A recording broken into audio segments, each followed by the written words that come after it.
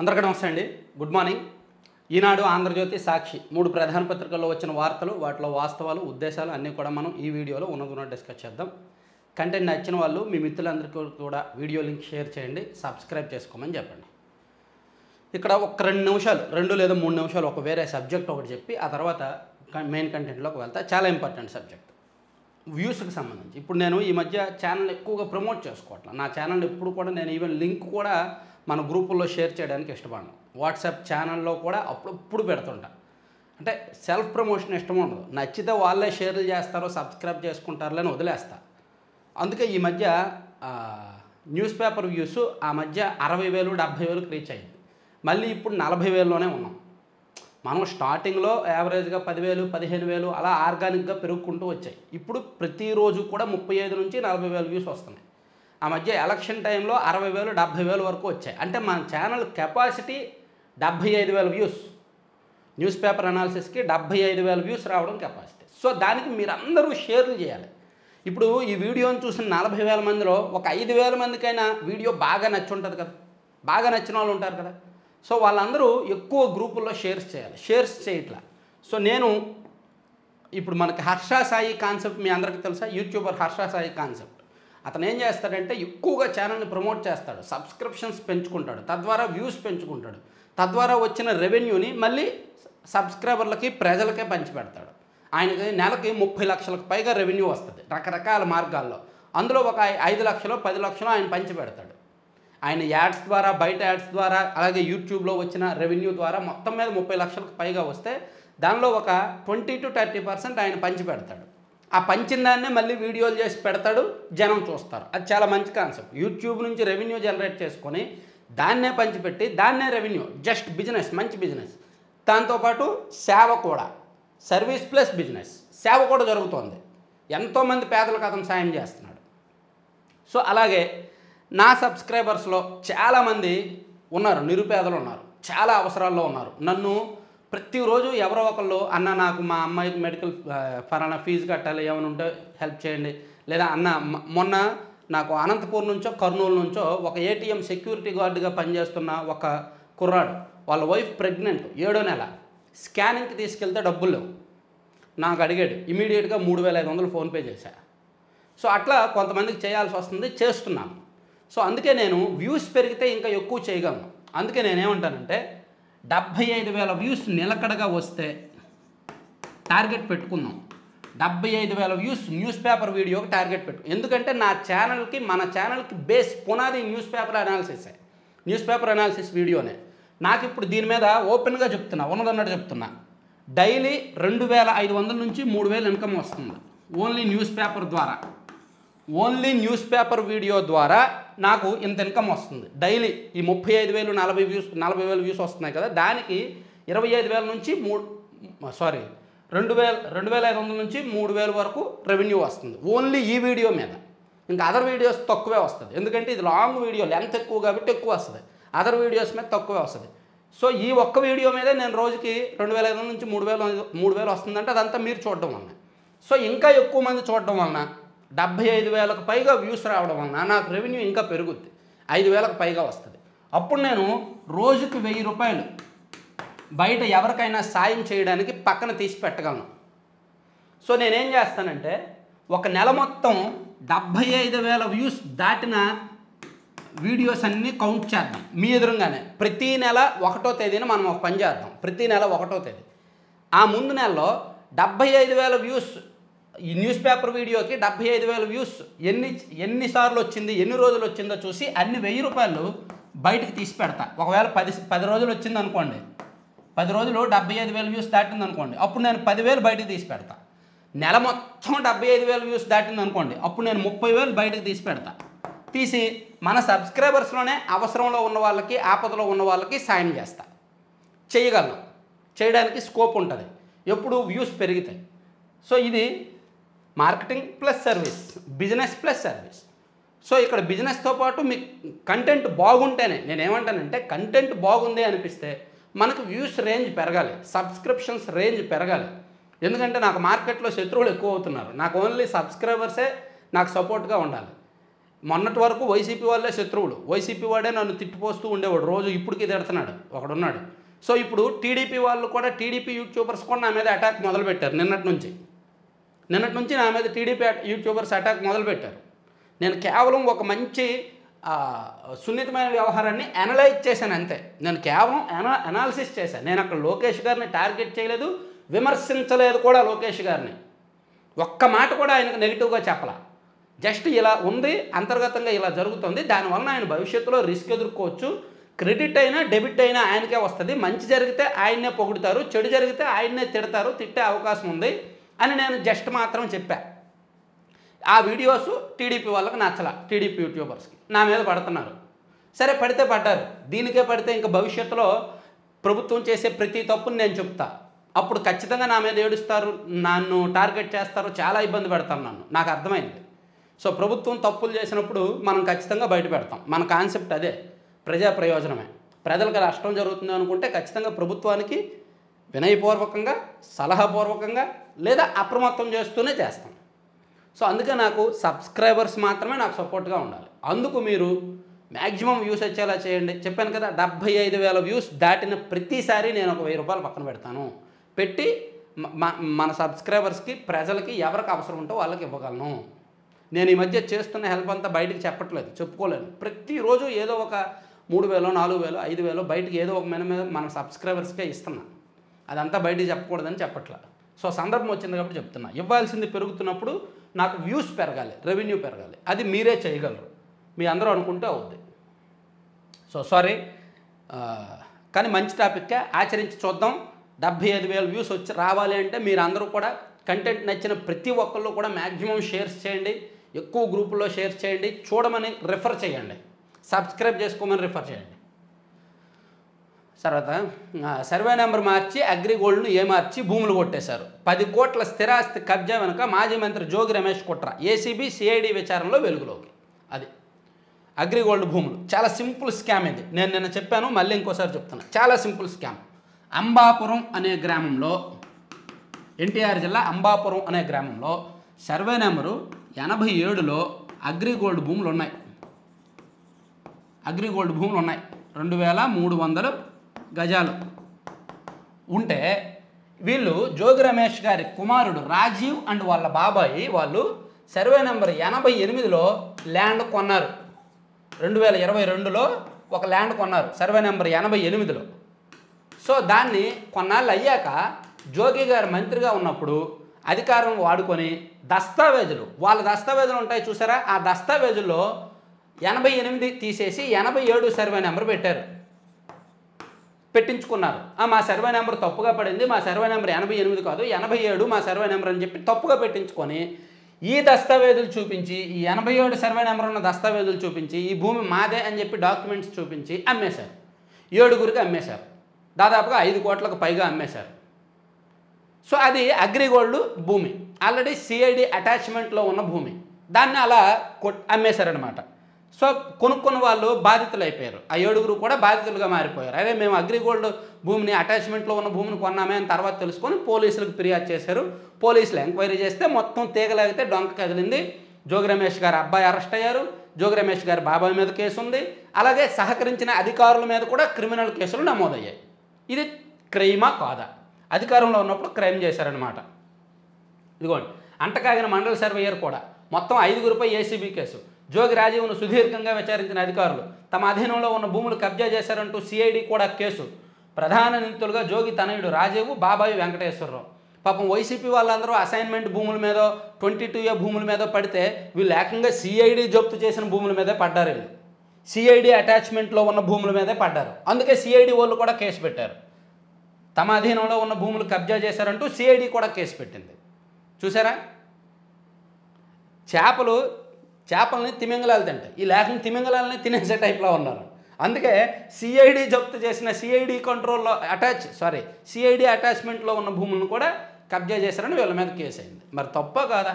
దీన్ని కక్ష సాధింపు అనే పేరు పెట్టుకుంటున్నారు.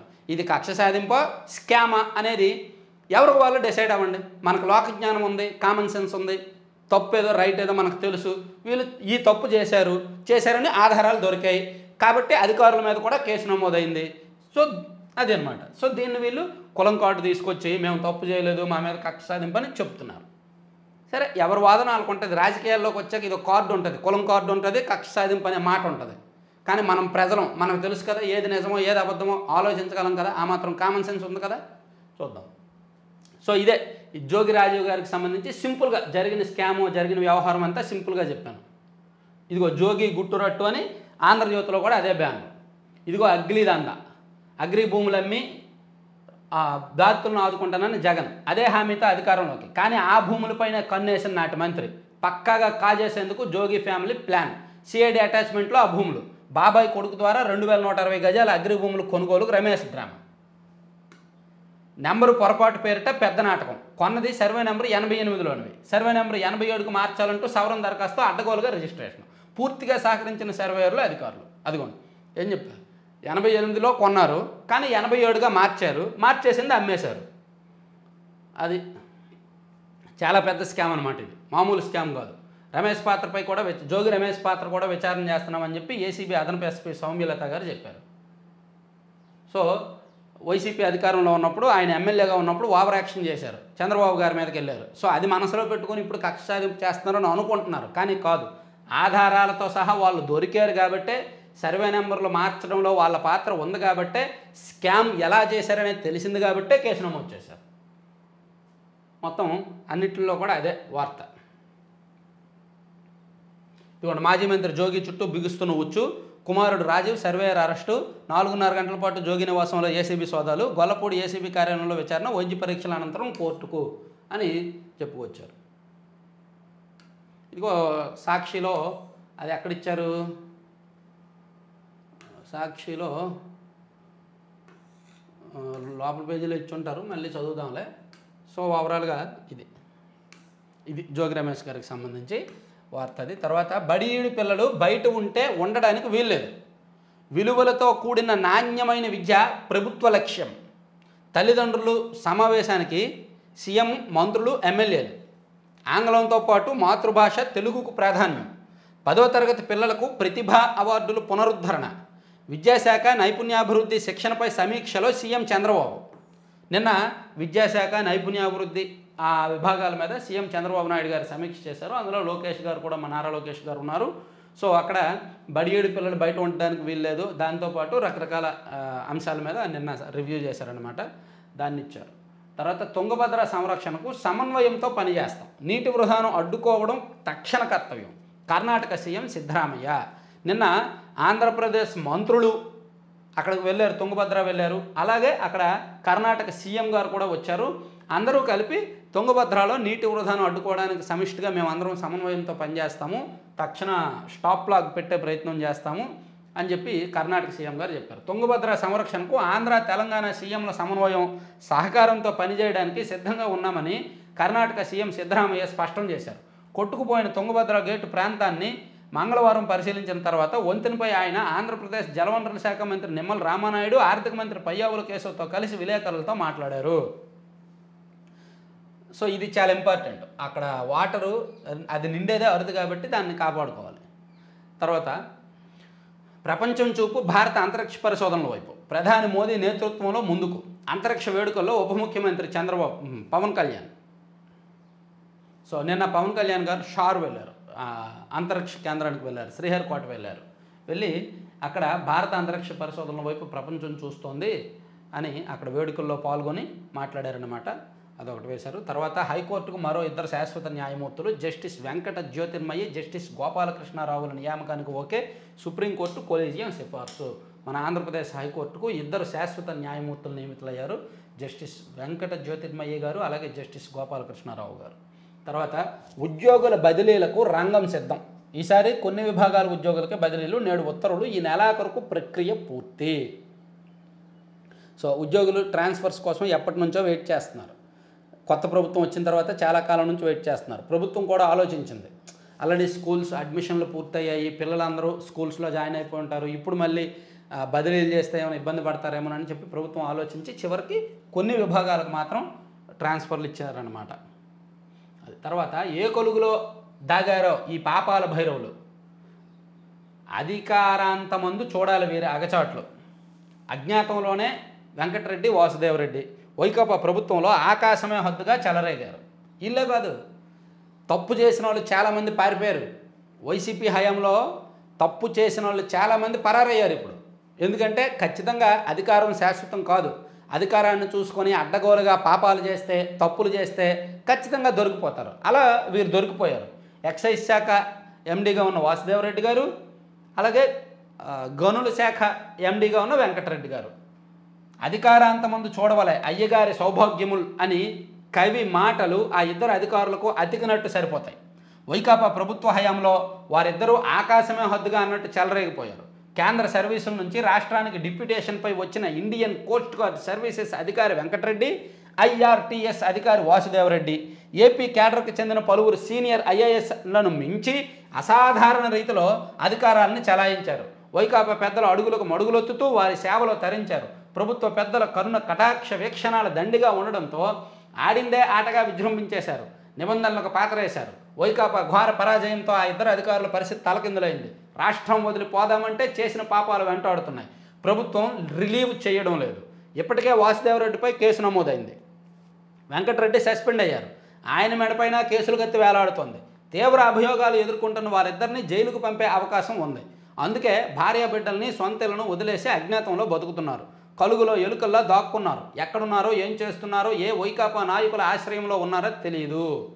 అది ప్రభుత్వాలు ఉన్నప్పుడు, అనుకూల ప్రభుత్వం ఉన్నప్పుడు ఎక్కడి నుంచో డిప్యూటేషన్ మీద వచ్చి ఇష్టం వచ్చినట్టు చెలరేగిపోయారు.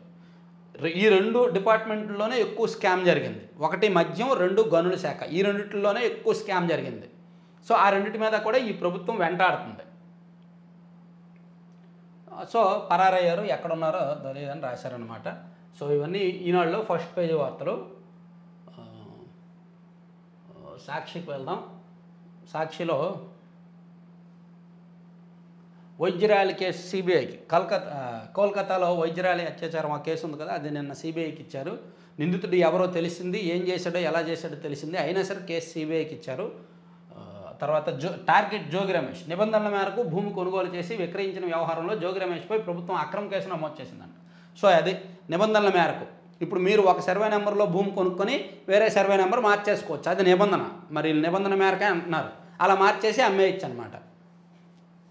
తర్వాత జీవో నెంబర్ 94 నిలిపివేత. ఏపీలోని ప్రైవేటు వైద్య కాలేజీల్లో కన్వీనర్ కోటాలో జనరల్ కేటగిరీలోని 10% సీట్లను ఏఈడబ్ల్యూఎస్కు కేటాయించిన జీవోను హైకోర్టు నిలిపేసింది. తర్వాత కొత్త రైలు కొండకొనలు. ఒడిశా మల్కాన్గిరి, భద్రాచలం సమీపంలో పాండురంగారావు వరకు మంజూరైన కొత్త రైలుని కేంద్రం ఆమోదించింది. ఓకే. తర్వాత రోగం తిరగబెట్టింది అని సాక్షిలో బ్యానర్ వార్త వేశారు. కూటమి ప్రభుత్వ పాలనలో సర్కారు ఆసుపత్రులు మళ్లీ పాత రోజులు. ప్రైవేట్కు కట్టబెట్టడానికి రంగం సిద్ధం. వైఎస్ జగన్ ప్రభుత్వం రూపొందించిన జీరో వేకెన్సీ విధానానికి తూట్లు. వివిధ కారణాలతో ఖాళీ అయిన పోస్టులు భర్తీ కాని దుస్థితి. ఉద్దేశపూర్వకంగానే 2 నెలల్లోనే అధ్వాన స్థితికి తీసుకొచ్చిన పెద్దలు. నిర్వహణ గాలి కుదిలేసి చోద్యం చూస్తున్న వైనం. వెరసి ఆసుపత్రుల్లో వేధిస్తున్న మందులు, సర్జికల్స్ కొరత, చిన్నపాటి మందుల కోసం చీటీ పట్టుకొని బయటకు పరుగులు. ఇక్కడ విషయం ఏంటంటే, ఏదో ప్రభుత్వ ఆసుపత్రులు ఇప్పుడే ఈ అవస్థల్లో ఉన్నాయని వీళ్ళు రాశారు, కానీ వీళ్ళకి గత 5 ఏళ్ళు భజనలో ఉన్నారు. గత 5 ఏళ్ళు ఒక మత్తులో, అధికార మత్తులో జోగింది సాక్షి. సో గత 5 ఏళ్ళు ఆ ప్రభుత్వ ఆసుపత్రులు ఎలా ఉన్నాయో కనిపించలే. ఎందుకంటే వీళ్ళ యజమానే, ఈ సాక్షి యజమానే సీఎంగా ఉండేసరికి ఈ ప్రభుత్వ ఆసుపత్రుల్లో సమస్యలు చూడలేదు. అంత బాగుంది, అంత బాగుంది, అంత బాగుందని రాసుకొచ్చారు, చూడలేదు. సో ఇప్పుడు వెళ్ళి చూస్తున్నారు. నిన్న సాక్షి టీం అందరూ వెళ్ళి ప్రభుత్వ హాస్పిటల్ చూశారంట. చూస్తే సమస్యలు కనిపించాయి. 5 సంవత్సరాల తర్వాత సమస్యలు కనిపించేసరికి ఈ ప్రభుత్వం వచ్చిన తర్వాతే సమస్యలు మొదలయ్యాయి, ఈ ప్రభుత్వం వచ్చిన తర్వాతే సమస్యలు మొదలయ్యాయి అని చెప్పి పాపం రాసుకున్నారనమాట. యాక్చువల్లీ ప్రభుత్వ హాస్పిటల్లో సమస్యలు అనేవి నిత్యం ఉంటూనే ఉంటాయి. ఆ వ్యవస్థ మారదు. మంత్రులుగా ఎవరు వచ్చినా, ఎంత నిజాయితీ నిక్కచ్చి పరులు మంత్రులుగా వచ్చినా, మంత్రులు తమకు తాము నేనేంటో నిరూపించుకోవాలి, ఈ ప్రభుత్వ ఆసుపత్రులను ప్రక్షాళన చేసేయాలి అని అనుకున్న వ్యవస్థ దాని పని చేసుకుపోద్ది, మారదు. ప్రభుత్వ స్కూళ్ళు, ప్రభుత్వ హాస్పిటల్స్, ప్రభుత్వ స్కూల్స్ అయినా మారతాయేమో కొన్ని తరాల తర్వాత. ప్రభుత్వ హాస్పిటల్స్ మాత్రం ఎవడో మార్చలేడు. అక్కడున్న కాంపౌండర్ దగ్గర నుంచి, అక్కడున్న అటెండర్ దగ్గర నుంచి, అక్కడ పనిచేసే ఉన్నత వైద్యుడి వరకు ప్రతి ఒక్కరికి కూడా మదం తలకెక్కుంటుంది. ఇలా అంటున్నానేమో అనుకోవద్దు. చాలామందికి రోగులను పురుగుల్లా చూస్తారు, చీమల్లా చూస్తారు. లంచం అసలు పట్టించుకోరు, అసలు బాధ్యత తీసుకోరు. అది అలవాటు అయిపోయింది, కొన్ని దశాబ్దాల నుంచి అలవాటు అయిపోయింది. ఎవరు మారుస్తారు? అలా మార్చాలంటే ప్రతి నియోజకవర్గ ఎమ్మెల్యే కూడా హాస్పిటల్స్ దగ్గరే కుర్చీలు వేసుకొని కూర్చోవాలి 24/7. అప్పుడు ఎమ్మెల్యేలకి నాయకులకు బాధ్యత ఉంటుంది. అరే మా హాస్పిటల్ బాగుంటే మాకు మళ్ళీ జనం సుఖంగా ఉంటారు, బాగుంటుంది, రేపు పొద్దున మాకు ఓట్లు వేస్తారని ఎమ్మెల్యేలకు ఉంటుంది. కానీ వాళ్ళు కూడా మార్చలేరు. వాళ్ళు వెళ్ళిన రోజు ఏదో హడావుడు ఉంటుంది, బాగుంటుంది, వాళ్ళు వెళ్ళి వచ్చేసిన తర్వాత మళ్ళీ మామూలే. సో ప్రభుత్వ హాస్పిటల్స్ని ఎవరూ మార్చలేరు. ఏదో టీడీపీ అధికారంలోకి వచ్చింది కాబట్టే అలా ఉంది, లేకపోతే వైసీపీ అధికారంలో ఉన్నంతకాలం ప్రభుత్వ హాస్పిటల్లో అద్భుతంగా ఉన్నాయనేటట్టు రాశారు. కానీ వీళ్ళు మొదటి నుంచి ఈ సమస్యలు ఉంటూనే ఉన్నాయి. ఇన్నాళ్ళు వీళ్ళు చూడలేదు అంతే. వీళ్ళు అధికారంతో ఉన్నారు కాబట్టి, కళ్ళు మూసుకున్నాయి కాబట్టి, కళ్ళు మూసుకుపోయి ఉన్నారు కాబట్టి, కళ్ళకు గంతలు కొట్టుకున్నారు కాబట్టి ఇన్నాళ్ళు చూడాల. రాష్ట్ర వ్యాప్తంగా సాక్షి పరిశీలనలో ఇది సంగతి. నిన్న మాత్రం వెళ్ళి చూసేశారు. వీళ్ళ ప్రభుత్వం లేదుగా, గుడ్డ బురదలో ముంచేసేసేయచ్చుగా, అందుకని నిన్న వెళ్ళి చూశారనమాట. సో నేను ఈ వార్త తప్పు, ఈ సమస్యలు లేవు అనట్లా. ఈ సమస్యలు మొదటి నుంచి ఉన్నాయి అంటున్నా, గత 5 ఏళ్లలో కూడా ఉన్నాయి అంటున్నా. ఓకే, తర్వాత ప్రతి అడుగులోనూ మోసం. ఎన్నికల్లో చంద్రబాబు ఎన్నెన్నో ఆశలు చూపి ఇప్పుడు మాట తప్పారు. ఉమ్మడి విశాఖ జిల్లా స్థానిక సంస్థల వైఎస్ఆర్సీపీ ప్రజాప్రతినిధులతో వైఎస్ జగన్ మన ప్రభుత్వ హయాంలోనూ ఆర్థిక సంక్షోభం అయినా ఏనాడు సాకులు చూపకుండా మేనిఫెస్టో అమలు చేశాం. మనం చేసిన మంచి ఇవాళకి ప్రతి ఇంట్లో ఉంది. మీకు మీరే డప్పు కొట్టుకోవాలి, మంచి చేసామని మీకు మీరే చెప్పుకోవాలి, మీకు మీరే సర్టిఫికేట్లు ఇచ్చుకోవాలి. మీ నాయకులకి సౌమ్యుడు, ఆర్థికంగా అంతంత మాత్రమే, మంచోడు, సేవ చేస్తాడని మీకు మీరే సర్టిఫికేట్ ఇస్తారు, మీకు మీరే పొగుడుకుంటారు, మీకు మీరే అంత బాగుంది అనుకుంటారు. ప్రజలకు నచ్చాలి కదా, ప్రజలకు నచ్చలేదు కాబట్టి ఎడంకాలతో తన్ని పంపించారు. ఎప్పుడు తెలుసుకుంటారో ఏంటో పాపం. అన్ని ప్రయత్నాలు చేసి చివరకు తప్పుకున్న టీడీపీ విశాఖ ఎమ్మెల్సీ ఎన్నికల్లో గెలిచేందుకు టీడీపీ అన్ని పాచికలు కోట్లు వెదజల్లి ఓట్లు కొనేందుకు విశ్వ ప్రయత్నాలు చేశారు. టీడీపీ ఎన్ని కుట్రలు పన్నినా స్థిరంగా వైఎస్ఆర్సీపీ స్థానిక సంస్థలు ఇది మరీ తప్పండి. టీడీపీ పోటీ చేస్తే ఖచ్చితంగా గెలుపు అవకాశాలు ఉండేవి, ఖచ్చితంగా ఉండేవి. ఎందుకంటే అక్కడ ఉన్న చాలామంది, ఎందుకంటే డబ్బులు ఎవరికి వద్దు, 5 లక్షలు 10 లక్షలు ఇస్తారు, ఖచ్చితంగా ఇస్తారు. ఒకవేళ టీడీపీ కూటమి అది పోటీకి దిగితే మాత్రం ఖచ్చితంగా డబ్బులెట్టే కొనాలి. అక్కడేమి పతివ్రతలు లేరు, మేము డబ్బులు తీసుకోము అని చెప్పేవాళ్ళు లేరు. వాళ్ళకి అవసరం వాళ్ళకి. కొంతమంది డబ్బులు తీసుకుంటారు, కొంతమంది పనులు తీసుకుంటారు, కొంతమంది పదవులు తీసుకుంటారు, కొంతమంది ఏవో నాకు ప్రయారిటీ ఇవ్వాలి, పరువు కోరుకుంటారు. ఇలా రకరకాల కోరికలు ఉంటాయి. ఆ కోరికలన్నీ తీరుస్తారు. ఎందుకంటే పోటీలోకి దిగితే ఖచ్చితంగా గెలవాలంటే వాళ్ళ డిమాండ్లు, వాళ్ళ కోరికలన్నీ తీర్చాలి. సో ఎందుకు అదంతా ఇష్టం లేక సైలెంట్గా ఉన్నారు. కానీ వైసీపీ వాళ్ళు చాలామంది రెడీ అయ్యారు, కోరికలు లిస్ట్ ఒకటి తయారు చేసుకున్నారు.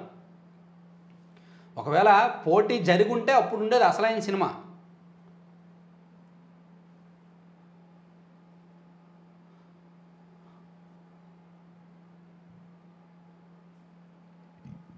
ప్రతి అడుగులోనూ మోసం, విద్యా వ్యవస్థ దారుణం, జగన్ ఉంటే అన్ని పథకాలు వచ్చాయి, ఇప్పటికే ప్రభుత్వంపై వ్యతిరేకత, మెడికల్ సీట్లలో ఈడబ్ల్యూఎస్ కోటా జీవో నిలిపివేత, జీవో 94 అమలు విషయంలో ఏ రకంగానూ ముందుకెళ్ళవద్దన్న హైకోర్టు అంట.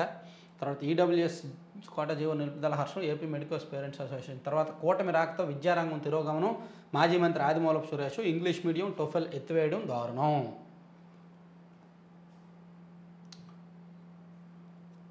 తర్వాత ఆంధ్రజ్యోతికి వెళ్తే ఇది అగ్లీదంద అయిపోయింది. జోగి గుట్టురట్టు కూడా చెప్పుకున్నాం. తర్వాత మళ్ళీ చంద్రన్న కానుకలు అంట.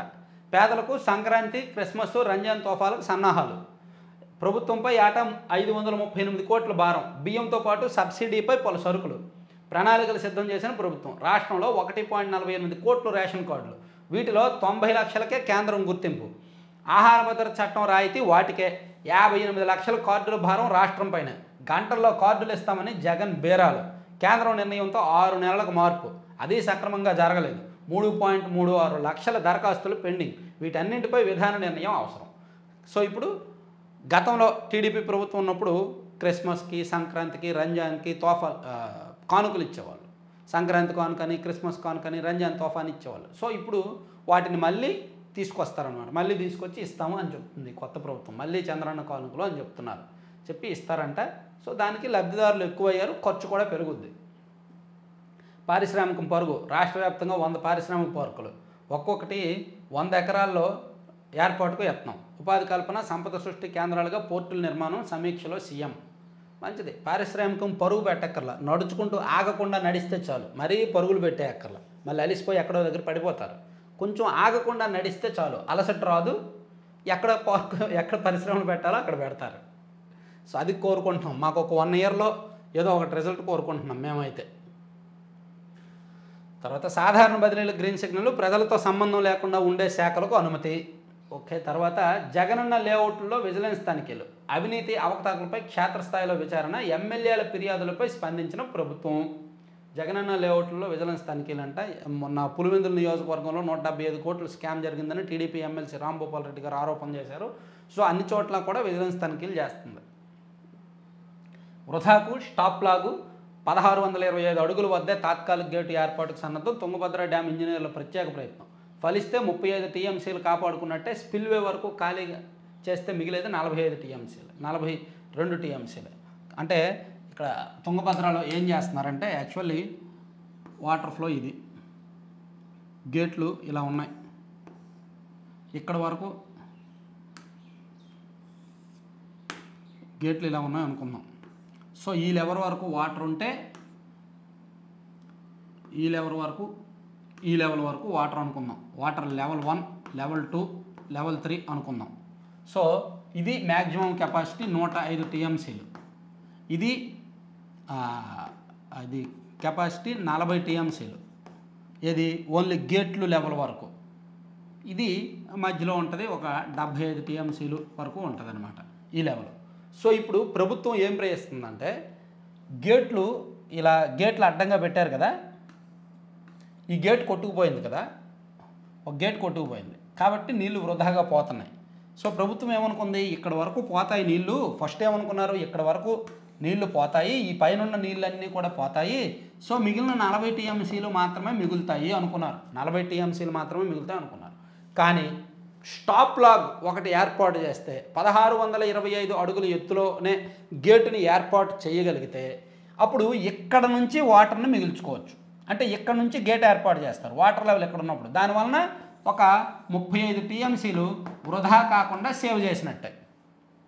ఈ లెవెల్లోనే గేట్ ఏర్పాటు చేయాలనుకుంటున్నారు. మొదట ఈ లెవెల్ వరకు గేట్ ఏర్పాటు చేయడం అవ్వదు, ఈ లెవెల్కు వాటర్ వచ్చాక మనం గేట్ పెట్టగలం అనుకున్నారు, ఈ లెవెల్ L3 వరకు. కానీ ఇప్పుడు L2లోనే గేట్ పెట్టే ప్రయత్నం చేస్తున్నారు. అందుకే స్టాప్ లాగ్ అని ఒక ఎమర్జెన్సీ గేట్ని తయారు చేశారు. ఇదిగోండి, కేంద్ర జల సంఘం నిరంతర సంప్రదింపులు, భారీ క్రేన్ల సాయంతో గ్రూవ్స్తో గేటు అమెరికా, తయారీలో 60 మంది సిబ్బంది నిమగ్నం, వెడల్పు 60 అడుగులు, ఎత్తు 20 అడుగులు, బరువు 65 టన్నులు, 5 సెగ్మెంట్లుగా తయారీ, కొట్టుకుపోయిన గేటు 45 టన్నులే.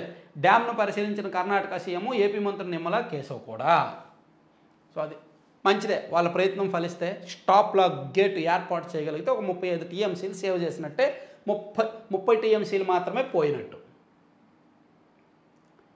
తర్వాత ఉత్తరాంధ్రకు సుజలం, విశాఖకు గోదావరి జలాల తరలింపునకు కార్యాచరణ సిద్ధం.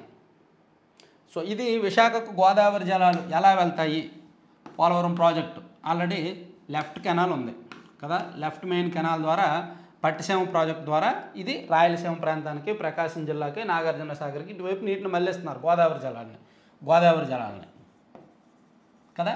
ఇప్పుడు రైట్ మెయిన్ కెనాల్ కూడా చూస్తున్నారు. సో కుడి కాలువ కూడా చేస్తే ఈ పట్టిసీమ ఎలాగైతే చేశారో అలాగే చేస్తే, ఎడమ కాలువ ఇది రైట్ మెయిన్ కెనాల్ అంటే, రైట్ మెయిన్ కెనాల్ ద్వారా పట్టిసీమ ప్రాజెక్ట్ ఉంది, పట్టిసీమ ప్రాజెక్ట్ ద్వారా నీళ్లు వెళ్తున్నాయి, ఇది రైట్ మెయిన్ కెనాల్. ఇది లెఫ్ట్ మెయిన్ కెనాల్. ఈ లెఫ్ట్ మెయిన్ కెనాల్ ద్వారా పురుషోత్తంపట్నం ప్రాజెక్ట్ అనేది ఒకటి కడుతున్నారు. సో ఇక్కడ పట్టిసీమ ద్వారా ఎలాగైతే తాత్కాలికంగా గోదావరి నీటిని రాయలసీమకు మళ్ళిస్తున్నారో, కృష్ణాలో కలుపుతున్నారో, అలాగే ఈ లెఫ్ట్ మెయిన్ కెనాల్ ద్వారా కూడా తాత్కాలికంగా ఒక కాలువను విస్తరించి, కాలువ ఆల్రెడీ ఉంటుంది, దాన్ని కొంచెం సివిల్ వర్క్స్, కాంక్రీట్ వర్క్స్ పూర్తి చేసేసి కాలువను కంప్లీట్గా చేసేసి తాత్కాలికంగా పురుషోత్తంపట్నం ప్రాజెక్ట్ ద్వారా కూడా విశాఖపట్నానికి నీళ్లు తీసుకెళ్తారు, ఉత్తరాంధ్రకు నీళ్లు తీసుకువెళ్తారు. ఇది మంచి ప్రాజెక్టు. అంటే పోలవరం పూర్తి అయినా అవ్వకపోయినా ఆ గోదావరి జలాలను అయితే మాత్రం ఇటు అటు రెండు వైపులు కూడా ఇచ్చే ఉద్దేశం. ఆ ఉద్దేశం గతంలో పట్టిసీమ ద్వారా సక్సెస్ అయింది ఒకవైపు, ఇప్పుడు రెండో వైపు కూడా సేమ్ మరో పట్టిసీమ అనుకోవచ్చు. అది మంచి ఉద్దేశమే, అదే చూస్తున్నారనమాట. 767 కోట్లతో 4 ప్యాకేజీల పనులు, మంత్రివర్గ ఆమోదం కోసం ప్రతిపాదనలు, పురుషోత్తంపట్నం వద్ద ఎడమ కాలువలోకి ఎత్తిపోత, పుష్కరాలో అదనంగా 50,000 ఎకరాలకు సాగునీరు. ఇది మంచి ప్రయత్నమే. పట్టిసీమ ద్వారా ఎలాగైతే ఇటువైపు రైట్ మెయిన్ కెనాల్లో లబ్ధి పొందారో ఇప్పుడు లెఫ్ట్ మెయిన్ కెనాల్లో కూడా లబ్ధి పొందొచ్చు. తర్వాత ఫ్రీ హోల్డ్పై సర్కార్ నజర్, పెద్దల గుట్టు రట్టు చేసేందుకు విచారణ, విశాఖ చిత్తూరు జిల్లాలపై ఫోకస్, సాగర నగరంలో తీగ దొరికింది, ఇక భూచోళను బయటకు తీయడమే. ఓకే. సెబీ చీఫ్ అదానీపై 22న దేశవ్యాప్త ఉద్యమం, ఈడీ కార్యాలయాల ముట్టడి, షేర్ మార్కెట్ స్కామ్లో మోదీ పాత్ర, కాంగ్రెస్. మొత్తానికి కాంగ్రెస్కి ఒక పెద్ద ఆయుధం దొరికింది బీజేపీని ఇరుకును పెట్టడానికి, కేంద్రాన్ని ఇరుకును పెట్టడానికి. సో ఇప్పుడు ప్రతిపక్షం కూడా గట్టిగా ఉంది కాబట్టి ఇక మీదట గట్టిగానే ఉంటాయి. తర్వాత రెవెన్యూ సదస్సులు వాయిదా, తర్వాత కులగణనపై గ్రామస్థాయి పోరాటం, బీజేపీకి రాజ్యాంగంపై గౌరవం లేదు, అదాని ప్రధాని మోదీకి బినామీ షర్మిల. సో ఇవన్నీ ఆంధ్రజ్యోతిలో వార్తలు. ఇంకా రెండో పేజీలో ఏమైనా వచ్చాయా? చట్టబద్ధమైన తల్లి ఎవరు? అన్నం ఇచ్చింది ఒకరు, కడుపును మోసింది ఒకరు. సిరగసి ఖర్చును భరించిన, సిరోగసి అంటారేమో కదా, సిరగసి ఖర్చును భరించిన మహిళ మరొకరు. అండ వీర్య దాతకు బిడ్డపై చట్టపరమైన హక్కులు ఉండవని తేల్చిన బాంబే కోర్టు. అండం ఇచ్చింది ఒకరు, కడుపును మోసింది మరొకరు, సిరోగసి ఖర్చును భరించిన మహిళ మరొకరు. ఇలా ముగ్గురు ఉన్నారు. వీళ్ళు ముగ్గురులో చట్టబద్ధంగా ఎవరు తల్లి అనేది రాశారు. ఇద్దరు హాస్టల్ విద్యార్థులను కిడ్నాప్, అఘాయిత్యం, రాత్రంతా రాజీవ్ గృహకల్ప ఫ్లాట్లో ఉంచి ఒకరిపై అత్యాచారం, ఇంకొకరిపై అసభ్య ప్రవర్తన. నిందితుల్లో ఒకరు SBCI వ్యక్తిగత డ్రైవర్, పోలీసుల అదుపులో నిందితులు. సాంఘిక సంక్షేమ వసతి గృహంలో ఉంటూ ఇంటర్మీడియట్ మొదటి సంవత్సరం చదువుతున్న ఇద్దరు బాలికలను మాయమాటలతో కిడ్నాప్ చేసిన ఇద్దరు యువకులు రాత్రంతా వారిని గృహకల్ప అపార్ట్మెంట్ ఫ్లాట్లలో ఉంచి అత్యాచారానికి పాల్పడ్డారంట. అసలు ఏమి చేస్తున్నారండి, ఏమైపోతున్నారండి బాబు జనాలు. తర్వాత అత్యాచారం కేసు CBIకి, ఫైళ్ళన్నింటినీ నేడు కేంద్ర సంస్థకు అప్పగించాలి. ఓకే. సో ఇవి ఆంధ్రజ్యోతి వార్తలండి. ఈ పక్కన పెట్టేద్దాం. తర్వాత ఆంధ్రప్రభలో చూస్తే ఇంగ్లీష్తో పాటు తెలుగుకు ప్రాధాన్యం, అది మెయిన్. మొన్న పేరెంట్స్ కోరుకున్నది కూడా అదే, ఆప్షన్ ఉండాలి విద్యార్థులకి, ఇంగ్లీషో తెలుగు అనే ఆప్షన్ ఉండాలి. తర్వాత ఇస్రోతో MOU, క్యాబినెట్లో చర్చించి నిర్ణయం తీసుకుంటాం. విద్యార్థుల్లో అంతరిక్ష పరిశోధనలపై ఆసక్తిని పెంచడమే లక్ష్యంగా పనిచేస్తాం.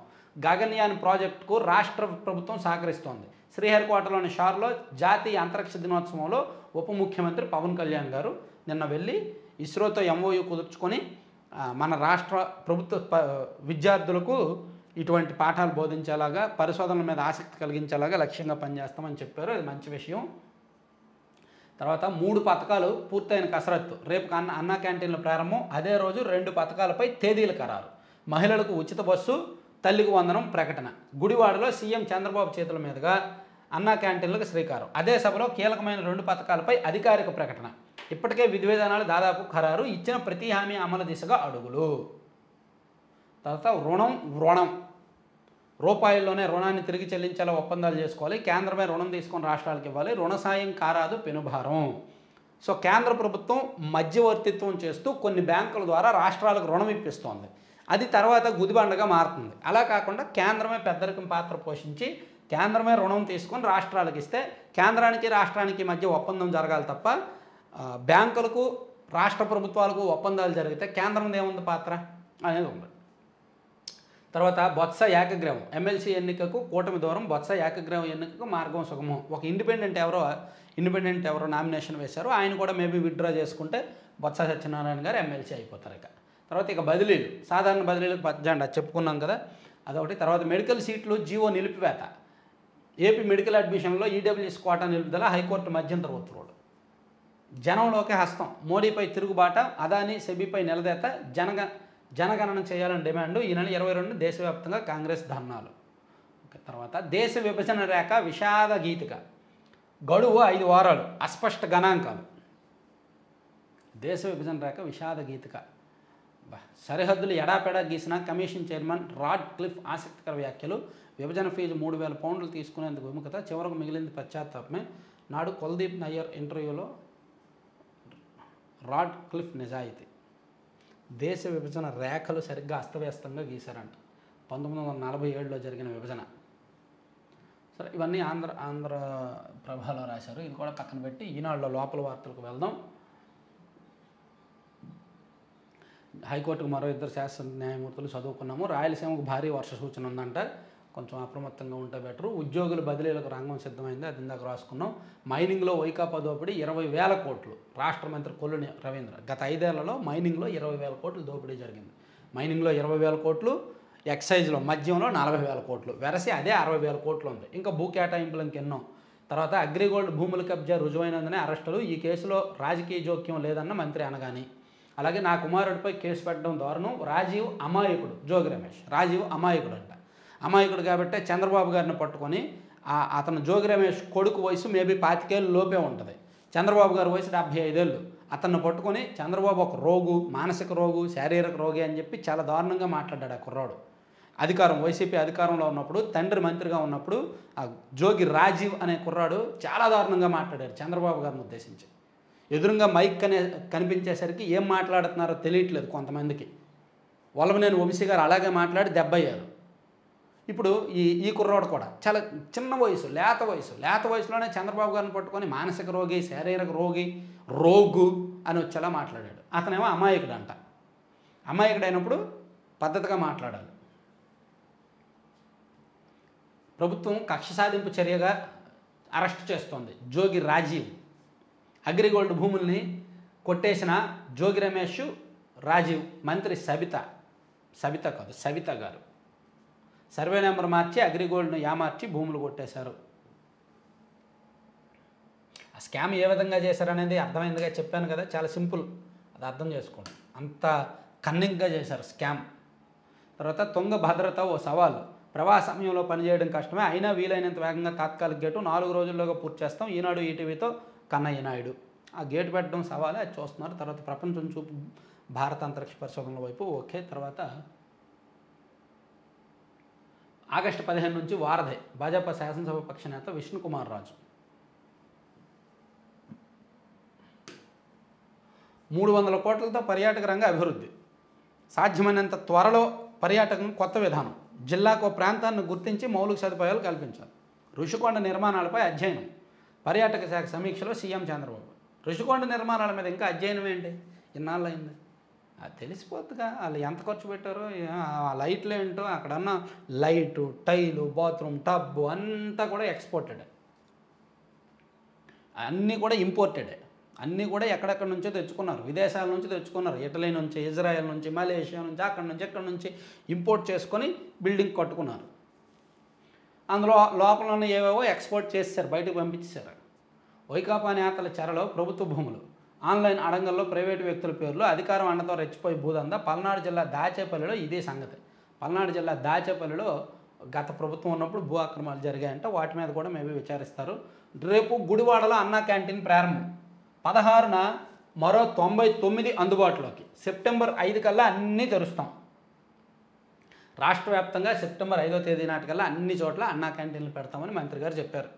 రేపు గుడివాడలో చంద్రబాబు గారి చేతుల మీదుగా స్టార్ట్ చేయబోతున్నారు. తర్వాత ఈ ప్యాకాట్ రాయుడికైనా కాంతిరాణా రాచి మర్యాదలు, ముష్టి శ్రీనివాసరావుకు అపార గౌరవం ఇచ్చిన నాటి సిపి, పక్కన కూర్చోబెట్టుకొని మార్గదర్శిపై నిరాధార ఆరోపణలు, ఇంటినే జోద క్లబ్గా మార్చేసుకున్న శ్రీనివాస్, టాస్క్ ఫోర్స్ దాడులతో బండారం బట్టబయలు. సో శ్రీనివాస్ గతంలో మార్గదర్శి మీద విపరీతమైన ఆరోపణలు చేశాడు ఆ వ్యక్తి. సో ఆయన ఇంట్లో ప్యాకెట్ ఆడిస్తున్నాడంట. సో అందుకని దొరికిపోయాడు నిన్న. దొరికితే దొంగలు, దొరకపోతేనే దొరలు. సో ఇవి అయిపోయినాయిలే, అన్ని అంశాలు చెప్పుకున్నట్టే. ఇంకా కీలకమైన అంశాలు ఉంటే మళ్ళీ చూద్దాం.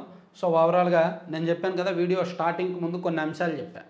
లైక్ చేయండి, షేర్ చేయండి, సబ్స్క్రైబ్ చేసుకోవడం మర్చిపోద్దు, ఎక్కువ మందికి షేర్లు చేయండి. వ్యూస్ పెరిగే కొద్దీ నేను కొంత అమౌంట్ తీసి పక్కన పెట్టి సబ్స్క్రైబర్స్కి పంచుతాను.